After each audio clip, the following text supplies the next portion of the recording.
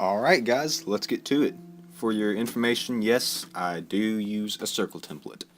And apparently to some that means that one is not a very good artist for some apparent reason. But for the education of whoever's watching this, a lot of modern manga artists and manga artists use templates and rulers and all sorts of tools in order to make their artwork the best possible. And I believe that to worry about the judgment of someone who can draw better than you as far as to what tools you should use and what tools make you a better artist, I personally think that using a circle template makes it 10 times easier to make a more appealing head than if someone just used other methods. But yeah, so anyways, that's that. Just for your information, a little rule of thumb I have for doing heads is that usually the way I go about doing them is I use the circle template as I've shown you, and I begin with a circle, and as you can see, then I use a straight line, contrary to where most people would think to use a curve and go ahead and try and get that three-dimensional effect. I find it easier to just use a circle, do a straight line, the top where it connects to the circle representing the center point of the forehead, and as it goes down, the line goes into the chin. And I find this makes it easier to get the general shape of the direction you want the head to face. And so it can help you if you want the chin tilted or tilted to one side or the other, and it can also help you determine, the line will help you determine where the middle of the face will be located. And one could say that you can do that with curves, but this just helps you get it more precise. And once you have that decided, you can erase what's inside of the head, and then you can put in your curves to represent where the nose line is and which direction the face is going, looking down, looking up. Use that curve. And so you can do all that afterwards, but yeah, that's just a basic rule of thumb I have for creating heads, and it's served me pretty well so far. And really, this is all kind of a pretty self-explanatory process. This isn't really a tutorial. It's I wasn't really trying to do it in a tutorial style when I made this video. But yeah. So, and just for you who are wondering, the music in the background is known as the Wind Waker Symphonic Movement. It's from the 25th anniversary Legend of Zelda soundtrack that came with the Legend of Zelda Skyward Sword copy that I received on, I believe, Christmas of 2011 is when I got it, when the game had most recently came out. And one of the best games ever, best soundtracks ever.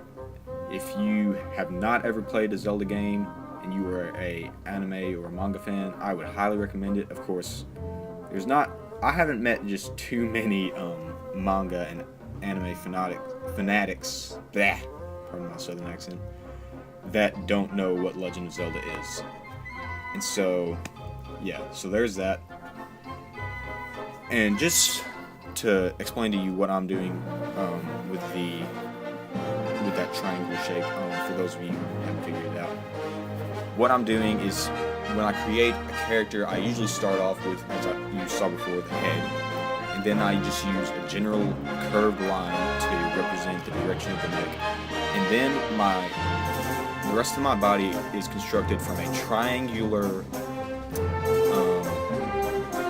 The word I want to use is spherical pyramid, because that's kind of what it is. It's like a triangle, but it's very curved, and then you have the line that kind of makes it look like a pyramid in sorts. And I use that, and then I use a line coming from that to represent where the waist will be. And this is because it helps me use only the necessary shapes needed to get the idea of the pose down. And so I don't use shapes usually for the waist or anything. I mean, not for the waist, for the abs and the middle section where the ribs will be located. This is just to help me get the general idea for the proportions of where the shoulders would be and the relation to the chest and the hips. And this is the best way for me to get everything anatomically correct. Like, I don't use a a lot of people will use the lines and the heads tall method. At first, I thought that would be helpful, but I kind of developed into this thing where it was harder for me to use the head theory, is what I like to call it. And eventually, I developed this from just watching different tutorials and seeing how different artists use. That's another thing. The best way to learn how to create your own style is to take your manga that you're reading or images. One website I would recommend, and I'll put in the link below, is www.zerochan.com. They have a lot of high quality images. They're usually digital, they're not really traditional, but still they have the same core concepts.